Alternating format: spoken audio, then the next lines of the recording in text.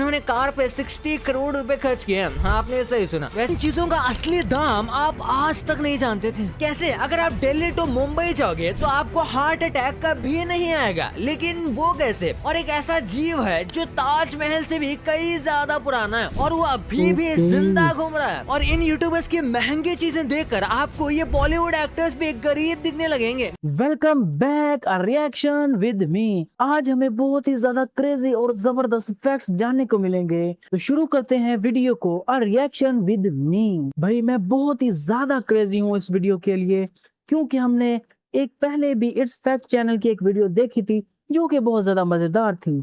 तो शुरू करते हैं।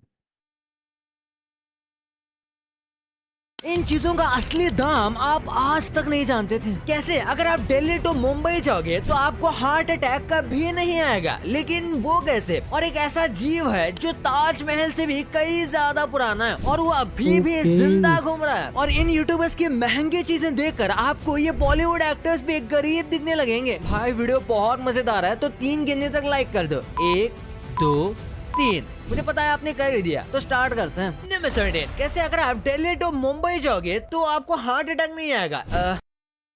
ये कैसे हो सकता है? ये कुछ ज्यादा हो गया है, लेकिन ये फैक्ट रियल है। अगर आप घूमने जाओगे तो आपको हार्ट अटैक नहीं आएगा। काफी वियर्ड लगता है सुनने में, लेकिन जो काफी ज्यादा ट्रैवल करते हैं ना, उनकी ब्रेन हेल्थ काफी ज्यादा अच्छी रहती है। और इसी के साथ ये भी देखा गया है कि जो लोग ट्रैवल करना पसंद करते हैं या फिर जो लोग ट्रैवल करते हैं उनको हार्ट अटैक भी काफी कम आते हैं। इसका कोई पक्का रिपोर्ट तो नहीं है, लेकिन अक्सर ऐसा ही ओके, पक्की रिपोर्ट नहीं है लेकिन चलता है।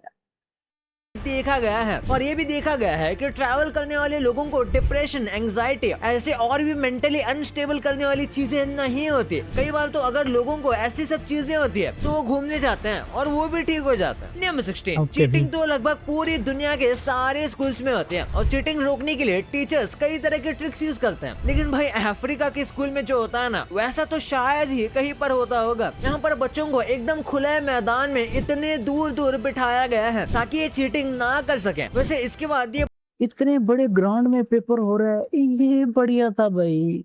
बात तो श्योर है कि बच्चे आपस में चीटिंग नहीं कर पाएंगे, लेकिन एक बार सोचिए कि बच्चों को गर्मी में इतने धूप में खुले में बैठकर एग्जाम देना पड़ रहा है। ये उनकी हेल्थ को लेकर काफी ज्यादा रिस्क वाला फैक्टर हो सकता है और ये स्टूडेंट की हेल्थ की चिंता ही नहीं करे, जैसे कि यहाँ दिख रहा है। नंबर 15। अगर आप सावले हो ना तो आपकी एज होने के बाद भी आप एज वाले नहीं दिखोगे। जैसे कि आपने अक्सर सुना होगा कि व्हाइट स्किन ब्लैक स्किन से अच्छी है। हमेशा व्हाइट स्किन को ब्लैक से ऊपर देखा जाता है, लेकिन ब्लैक स्किन भी अपने आप में ही काफी ज्यादा स्पेशल होती है। ब्लैक स्किन सन से ज्यादा प्रोटेक्शन देती है। जिन लोगों की स्किन ब्लैक होती है उन्हें स्किन कैंसर होने के चांसेस भी बहुत कम होते हैं। इसी के साथ ब्लैक स्किन पर झुर्रियां बहुत कम आती हैं और जो गोरे होते हैं वो बहुत जल्दी बूढ़े दिखने लगते हैं और उनके आंखों के नीचे ये चीज तो सही है, क्योंकि अक्सर जो वाइट लोग होते हैं ना, उनके चेहरों पर ज्यादा झुर्रियां होती हैं कंपेयर टू ब्लैक लोगों के। डार्क सर्कल्स और झुर्रियां भी बहुत जल्दी आ जाती हैं। वही ब्लैक स्किन वाले लोगों को झुर्रियां कम आती है और उनकी स्किन कई सालों तक फ्रेश दिखती है। नंबर 14। मेमोरीज तो हम सबको याद रहती हैं, लेकिन क्या आपने कभी मेमोरीज को बनते हुए देखा है? यानी कि जब भी हम कोई चीज याद करते हैं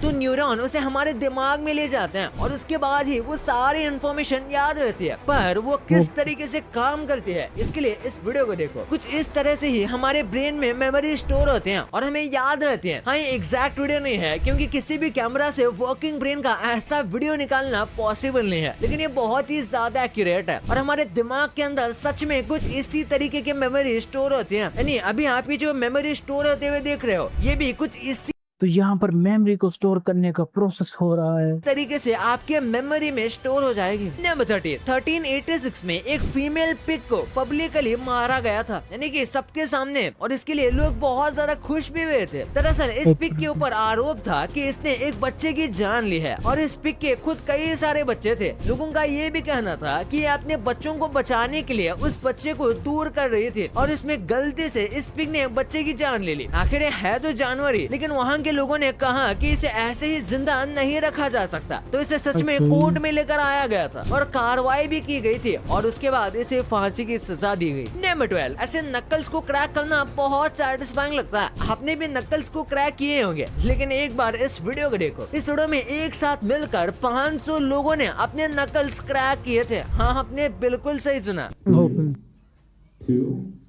ये ऑडियो मुश्किल ओ भाई ये क्रेजी था यार। से 3-4 सेकंड तक रहा होगा, लेकिन ये बहुत ज्यादा सेटिस्फाइंग था। हमें तो वीडियो में से ही देखकर सेटिस्फैक्शन मिल जाता है। सोचिए जो लोग यहाँ पर प्रेजेंट होंगे उनको कितना ज्यादा मजा आया होगा। ये ऐसी छोटी छोटी चीजें हैं जो कि हमारे ब्रेन को अलग लेवल का सेटिस्फैक्शन देती हैं, और कई बार तो ये चीजें आदत बन जाती हैं। नंबर 11, मैकडॉनल्ड्स का खाना कैलोरी से भरा रहता है, लेकिन आप इन कैलोरीज को मैकडॉनल्ड्स के स्टोर में ही बर्न कर सकते हो। एक बार चाइना के इस मैकडॉनल्ड्स को देखो, यहाँ पर आप जितनी कैलोरीज खा रहे हो उतनी कैलोरीज बर्न भी कर सकते हो। दरअसल यहाँ इस मैकडॉनल्ड में लिटरली साइकिल लगी हुई है जिसे आप बैठे हुए चला सकते हो। बिल्कुल जिम में जैसे कैलोरीज बर्न होती है वैसे ही यहाँ पर ये क्रेजी चीज है, खाते भी जाओ और साथ में वर्कआउट भी जारी रहेगा। भी कैलोरीज बर्न होती है। हाँ जाहिर सी बात है कि आप जितना बर्गर खा रहे हो उतनी कैलोरीज तो आप इन साइकिल को चलाकर कभी बर्न नहीं कर सकते, वो भी वहाँ बैठे हुए। लेकिन ये काफी इंटरेस्टिंग आइडिया है, जिससे इस मैकडॉनल्ड की फ्री में मार्केटिंग हो जाती है और कई लोग बस इसको एक्सपीरियंस लेने के लिए यहाँ आते हैं। नंबर 10, पोकेमोन गो के एक पोकेमोन को पकड़ने के लिए पूरा ट्रैफिक लग गया था कुछ साल पहले, यानी कि 2016 और 17 के अराउंड। पोकेमोन गो की कितनी ज्यादा क्रेज थी आपको तो ये पता ही होगी। लिटरली इंडिया में भी हर कोई इस गेम को खेल रहा था और इसे खेलने के लिए कहां तक लोग जा रहे थे ये भी आपको पता होगा। यहाँ तक कि कई लोगों की लाइफ भी रिस्क में आ गई थी। इंडिया से ज्यादा ये जापान और चाइना जैसे एशियन कंट्रीज में पॉपुलर हुआ था। इसलिए एक बार इस वीडियो को देखो। ये ताइवान का वीडियो है जहाँ पर एक वीडियो पर स्नॉर्लैक्स पोकेमोन दिखता है और इसे पकड़ने के लिए लिटरली सभी लोगों की भीड़ लग गई थी, वो भी इतनी ज्यादा कि रोड जाम हो गया था। तो भाई ये सब कुछ एक गेम के लिए किया जा रहा है, ये बहुत ही ज्यादा क्रेजी चीज है। जो एक गेम ने रोड जाम कर दिया। नंबर 9, एक ऐसा जीव है जो कि ताजमहल से भी कई ज्यादा पुराना है और वो भी अभी तक जिंदा है। ये जो आप देख रहे हो इसे देखकर आपको लग रहा होगा कि ये कोई नॉर्मल शार्क है, लेकिन ये एक स्पेशल शार्क है। लेकिन उससे भी ज्यादा खास बात ये है कि इस शार्क की उम्र ऑलमोस्ट 400 साल है। हाँ आपने सही सुना। जब रिसर्चर्स ने इसके ऊपर रिसर्च की तो उन्हें भी यकीन नहीं हुआ, लेकिन ये बात बिल्कुल सच है। यानी कि 1627 इतने साल पहले भी ये शार्क जिंदा रही होगी और लगभग यही साल इस शार्क का बर्थ ईयर है। और इसी के हिसाब से देखा जाए तो ये शार्क बस 3 सालों में 400 साल की हो जाएगी, क्योंकि ये अब तक जिंदा है। सोचो इसने कितनी मुश्किलें फेस की होगी। नंबर 8, निंजा हथौड़ी जितना मासूम दिखता है ना उतना ये बिल्कुल नहीं है। एक टाइम था जब जापान में सच में निंजा हुआ करते थे और ये काफी डेंजरस स्पाइस भी हुआ करते थे, और इसी वजह से ओल्ड जापान में कई बड़े बड़े जगह पर एंटी निंजा फ्लोर लगाए जाते थे। ये कुछ ऐसे फ्लोर होते थे जो कि बहुत आवाज करते थे, जैसे आप इस वीडियो में देख सकते हो। आप यहाँ एकदम बिना आवाज के ओके, इस चीज के बारे में मैंने पहले भी देखा हुआ है, मैं भी डोरेमोन में देखा था या फिर निंजा हथौड़ी में देखा था। ये सही में क्रेजी चीज है। चलने की कोशिश करोगे और भले ही आप अपने पैर में कितनी भी सॉफ्ट चीजें पहन के चलने की कोशिश करोगे फिर भी यहाँ आवाज आ ही जाएगी, क्योंकि ये फ्लोर कुछ इसी तरह से बनाया गया है जो कि अब टूरिस्ट अट्रैक्शन हो चुका है। नंबर 7, हवाई है तो यूएसए का, लेकिन ये अब जापान शिफ्ट होने वाला है। हाँ बोलोगे हैं, दरअसल हर साल हवाई 4 इंच जापान की तरफ बढ़ता जा रहा है, क्योंकि हवाई एक आइलैंड देश है, जिस वजह से ये मूव ऑन हो रहा है। ये इतने ज्यादा धीरे मूव होता है कि किसी को भी पता भी नहीं चलता, लेकिन कुछ सालों में ये काफी नोटिसेबल हो जाएगा, क्योंकि हर साल 4 इंच बढ़ता जा रहा है। और ऐसे ही अगर बढ़ता रहा तो एक टाइम में ये शायद जापान पहुंच भी जाए, क्योंकि ये इम्पॉसिबल नहीं है। आज जितने भी लैंड फॉर्मेशन है, जितने भी देश हैं, वो सब कुछ इसी तरीके से एक दूसरे के आपस में आए हैं। आपको नहीं पता होगा, लेकिन इंडिया भी एक टाइम पर शायद अफ्रीका का हिस्सा था। नंबर 6, ये है लॉन डार्ट्स। इसे भी आपने देखा होगा और आपने इनसे खेला भी होगा, लेकिन कुछ मैग्नेट वाले वर्जन में आते हैं जिससे बच्चे भी खेल सकते हैं, लेकिन ये कनाडा में पूरी तरीके से बैन है। बिल्कुल किसी ये क्या भाई, ये बड़ी ज्यादा इंटरेस्टिंग गेम होती है और कनाडा में बैन है, ये गजब चीज है। इलीगल वेपन की तरह। हाँ आपने सही सुना, आप इसे अपने घर में खेलने के लिए तक भी नहीं रख सकते अंटिल आपके पास स्पेशल लाइसेंस न हो। सुनने में अजीब लगता है, लेकिन कनाडा हमेशा से ही अपने ओवर प्रोटेक्टिव लॉज के लिए जाना जाता है। उनके हिसाब से ये काफी ज्यादा डेंजरस हो सकता है, और इसका जो मैग्नेट वाला वर्जन है वो किसी की भी आंख में लग सकता है। इस तरीके से तो लिटरली नाइफ भी कनाडा को बैन कर देना चाहिए। नंबर 5, कैसे आप पिरामिड ऑफ गीजा को आराम से घर बैठे बैठे मजे में देख सकते हो। हार्वर्ड यूनिवर्सिटी जो है उन्होंने एक 3D VR टूर बनाया है जिसमें आप घर बैठे हुए वर्चुअल रियलिटी के जरिए पिरामिड ऑफ गीजा के एकदम अंदर तक जा सकते हो। और ये इतना ज्यादा रियलिस्टिक लगता है कि कुछ पल के लिए आपको लगेगा कि आप सच में अंदर ही खड़े हो। अगर आप सच्ची में पिरामिड ऑफ गीजा देखने जाते हो तो भी चांसेस हैं कि आप इतने अंदर ना जा पाओ जितने आप बस इन वीडियोस के तहत जा सकते हो। सच में वर्चुअल रियलिटी काफी एंटरटेनिंग है और फ्यूचर में वर्चुअल रियलिटी ट्रेवल्स भी काफी बढ़ने वाले हैं। नंबर 4, ये फ्लैग जो है ना, ये बना कैसे, ये देखकर आपको सच में शौक लगने वाला है। ऐसा यूके का फ्लैग तो आपने देखा ही होगा, ये यूके का फ्लैग है, लेकिन तो देखते हैं हमें शौक लगता है या फिर नहीं।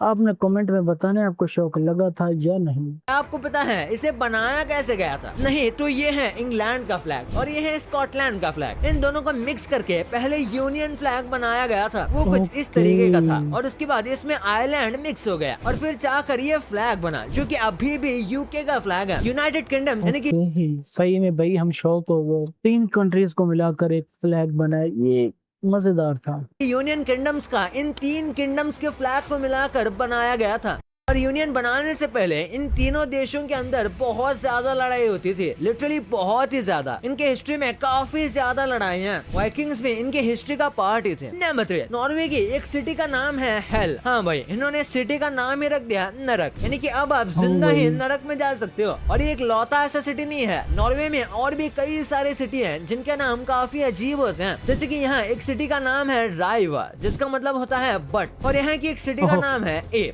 आपने सही सुना, बस इतना ही। और इसे जानबूझकर ऐसा रखा गया है ताकि लोगों को अट्रैक्ट किया जा सके, यानी कि ये एक पब्लिसिटी स्टंट है। नंबर 2, भाई हम सब जानते हैं कैसे इन्फ्लुएंसर्स काफी ज्यादा पैसे कमाते हैं और ज्यादा पैसे भाई आजकल के दौर में ना पैसा छाप रहे हैं समझ रहे हो? अभी तक हम तो नहीं छाप रहे, लेकिन कमाने के बाद वो काफी यूनिक और महंगी चीजें भी खरीदते हैं। और आज हम आपको इन्फ्लुएंसर्स और सोशल मीडिया के पास होने वाले कुछ अमेजिंग महंगी चीजें बताएंगे। जैसे कि बिगेस्ट इन्फ्लुएंसर्स में से एक है काइली जेनर। काइली जेनर के पास वॉक इन पर्स क्लोसेट है, यानी ये इतनी बड़ी अलमारी पर्स के लिए। और ये पर्स नॉर्मल नहीं है, इस क्लोसेट के सब पर्स की कीमत मिलाएं तो वो 6.5 करोड़ है। और स्टार्स अपने घर पे तो पैसे खर्च करते हैं, ये तो बात समझ आती है, लेकिन काइली के पास एक डॉग हाउस है जहाँ बस डॉग रहते हैं और इसकी कीमत 40 लाख रुपए, और वो लाखों रुपए डॉग्स पर खर्च करते हैं। और कास्ट तो सबको पसंद ही है, बट इंडिया के ये सच में बड़ी अजीब चीज है,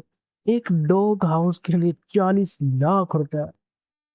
नसीर खान जो कि एक सोशल मीडिया इन्फ्लुएंसर है, उन्होंने लिटरली इंडिया की सबसे महंगी कार मैक्लेरन खरीदी है। और इनकी कार कलेक्शन तो बहुत ज्यादा बड़ी है। जैसे यहाँ देखो, टोटल इन्होंने कार पे 60 करोड़ रुपए खर्च किए हैं। हाँ आपने सही सुना। वैसे MC स्टैन के बारे में तो आपको पता ही होगा, इनके पास तो 80,000 से भी ज्यादा के महंगे जूते हैं। लिटरली 6 लाख के ISI के साथ 2-2, 3-3 करोड़ की महंगे डायमंड चेन्स हैं, 3 से 4 करोड़ की महंगी कार्स हैं। और लिटरली ये जो शर्ट और पैंट्स पहनते हैं उनकी कीमत 4 से 5 लाख से कम नहीं होती है। और ये अपने इस वार्डरोब को काफी अच्छे से फ्लेक्स भी करते हैं। नंबर 1, यार हम दुकान से कई सारी चीजें लेते हैं और हम कई सारी चीजें MRP पर लेते हैं। एक्चुअली MRP से प्रोडक्ट की मेकिंग प्राइस काफी सस्ती होती है, जो कि रीसेलर तक आते आके महंगा हो जाता है। जैसे कि कुरकुरे की बात करें तो इसका छोटा पैकेट करीब 2 रुपए में बन जाता है, पैकेजिंग तक सारा खर्च मिला के। उसके बाद ये हमारे तक आते आते 5 हो जाता है, 3.5 या ऑलमोस्ट। ओके, तो पैकिंग वगैरह हर चीज मिला के सिर्फ 2 रुपए का बनता है, ये अलग चीज है भाई। 4 में रीसेलर को मिलता है और 5 में हमें बेचते हैं। फिर मैगी की बात करते हैं तो इसकी मेकिंग प्राइस काफी हिडन रखी गई है, लेकिन इसका रीसेलर प्रॉफिट मार्जिन हमें मिल गया है जो कि है 9%, यानी 14 से 15 रुपए में दुकानदार 2 रुपए कमाता है। और इस हिसाब से शायद मैगी का मेकिंग चार्ज पूरा पैकेजिंग तक कुछ 8 से 9 रुपए होगा। और फिर कच्चा मैंगो जैसी 1-2 रुपए की चीजें होती हैं, उसमें ज्यादा प्रॉफिट मार्जिन नहीं होता, barely 30 to 40%, यानी कि 30 पैसे, नॉट इवन 1 रुपए होता है। लेकिन ये मोस्टली बल्क में बिकते हैं, इसलिए फिर भी प्रॉफिट दे देते हैं। लगभग सारी चॉकलेट की कॉस्ट इतनी है। और फिर कुछ नॉर्मली सॉल्टी चिप्स की बात करें तो इसकी मेकिंग कॉस्ट 5.5 पैसे कुछ होगी और वो बिकता है 10 रुपए में। भाई ये तो आपको पता चल गया, पर क्या आप स्कूल के डेंजरस पनिशमेंट्स के बारे में जानते थे? कैसे पैकेट में आने वाली मैगी पिरामिड से भी कई गुना ज्यादा लंबी हो सकती है। और कैसे बस ये जानवर को खाते हुए देखने से आपके एग्जाम का स्ट्रेस गायब हो सकता है। भाई वीडियो गजब का। ओके, तो फाइनली हमारी वीडियो कंप्लीट हो चुकी है, जो कि बहुत ही ज़्यादा क्रेजी थी और बहुत ही ज़्यादा मज़ेदार फैक्ट्स हमें जानने को मिले, बहुत ही ज़्यादा मज़ा आया। तो मिलते हैं नेक्स्ट वीडियो के अंदर, एक नई वीडियो के साथ, एक नई जर्नी के साथ। तब तक के लिए बाय बाय।